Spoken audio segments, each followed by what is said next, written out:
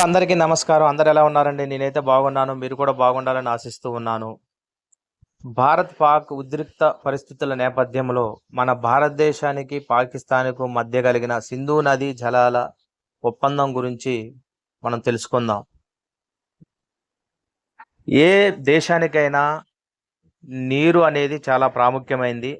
ఎందుకంటే ఆ దేశం యొక్క అభివృద్ధి పురోగతి అనేది వ్యవసాయం తదితర పరిశ్రమలకు ప్రతిదానికి కూడా నీరు అనేది అవసరం. అయితే మన దాయాది దేశమైనటువంటి పాకిస్తాన్కు మనకు మధ్య ఉన్నటువంటి సింధు నదీ జలాల ఒప్పందం గురించి మనం తెలుసుకుందాం. పహల్గాం ఉగ్రదాడి నేపథ్యంలో సింధు జలాల ఒప్పందాన్ని తాత్కాలికంగా నిలిపివేయాలని భారత సర్కారు సంచలన నిర్ణయం తీసుకోవడంతో ఈ నదీ జలాల అంశం చర్చనీయాంశమైంది.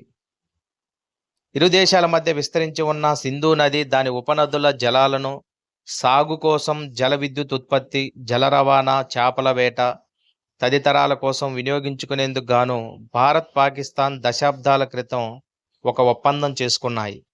దాదాపు 9 ఏళ్ల పాటు విస్తృత స్థాయి చర్చల తర్వాత 1960 సెప్టెంబర్ 19వ తేదీన నాటి భారత ప్రధానమంత్రి జవహర్లాల్ నెహ్రూ, పాకిస్తాన్ అధ్యక్షుడు అయూబ్ ఖాన్లు ఈ చారిత్రాత్మక ఒప్పందంపై సంతకాలు చేశారు.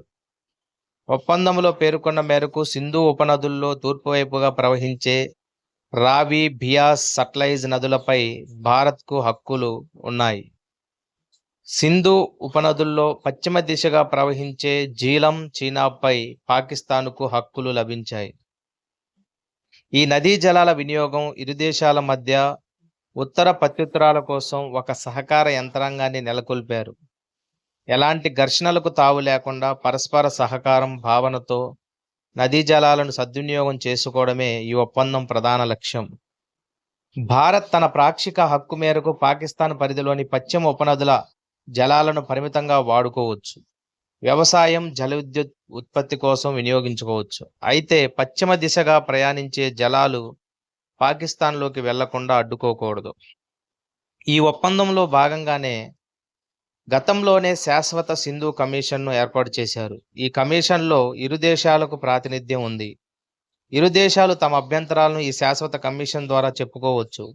ఈ నదీ జలాలపై ఉద్దేశపూర్వకంగానే డ్యాములను నిర్మించి హఠాత్తుగా నీటిని వదిలి నీటి బాంబులుగా మార్చకూడదని షరతు పెట్టుకున్నారు. గడిచిన 6 దశాబ్దాల్లో ఈ నదీ ప్రవాహాల వెంట భౌగోళికంగా, రాజకీయంగా, పర్యావరణ పరంగా చాలా మార్పులు వచ్చాయి. జీలంకు ఉపనది అయిన కిషన్ గంగా నదిపై భారత్ జల విద్యుత్ కేంద్రాన్ని నిర్మించింది. దీనిపై పాకిస్తాన్ తీవ్ర అభ్యంతరం వ్యక్తం చేసింది. ప్రాజెక్టు కారణంగా తమ భూభాగంలోకి నదీ జలాల ఉధృతి బాగా తగ్గిపోయిందని, సింధు నదీ జలాల ఒప్పందానికి భారత్ తూట్లు పొడుస్తూనే పాకిస్తాన్ వాదిస్తోంది. భారత్, పాక్ల మధ్య గతంలో 1965, 1971, 1999లో యుద్ధాలు జరిగినా పలుమార్లు ఉద్రిక్తతలు నెలకొన్న సింధు జలాల ఒప్పందం అమలుకు నిరాటంకంగా కొనసాగడం విశేషం. అయితే ఇటీవల కాలంలో డ్యాంల నిర్మాణం, నీటి వినియోగం తదితర అంశాలపై వివాదాలు ఎక్కువయ్యాయి. కిషన్ గంగా, రాట్లే ప్రాజెక్టులపై పంచాయతీని పాకిస్తాన్ ప్రపంచ బ్యాంకు దాకా తీసుకెళ్లింది. అయితే తాజాగా ఒప్పందం నుంచి తాత్కాలికంగా భారత్ వైదొలిగితే ఇకపై కేంద్ర ప్రభుత్వం తనకు నచ్చినట్లు ప్రవర్తించే వీలుంది. అంటే జీలం, చీనాబ్, రావి, బియాస్, సట్లెజ్ ఈ నదీ జలాలు పాకిస్తాన్కు స్వేచ్ఛగా ప్రవహించకుండా డ్యాములు కట్టే వీలుంది. అప్పుడు పాకిస్తాన్కు నీటి కష్టాలు పెరుగుతాయి. దీంతో దాయాది దేశాన్ని జల సంక్షోభం చుట్టుముడుతుంది. ఇదండి మరి భారత్కు, పాకిస్తాన్ దాయాది దేశానికి మధ్య ఉన్నటువంటి సింధు నది జలాల యొక్క విధి విధానం. మా యొక్క విశ్లేషణ మీకు నచ్చినట్లయితే దయచేసి లైక్ చేయండి, సబ్స్క్రైబ్ చేయండి. ధన్యవాదములు.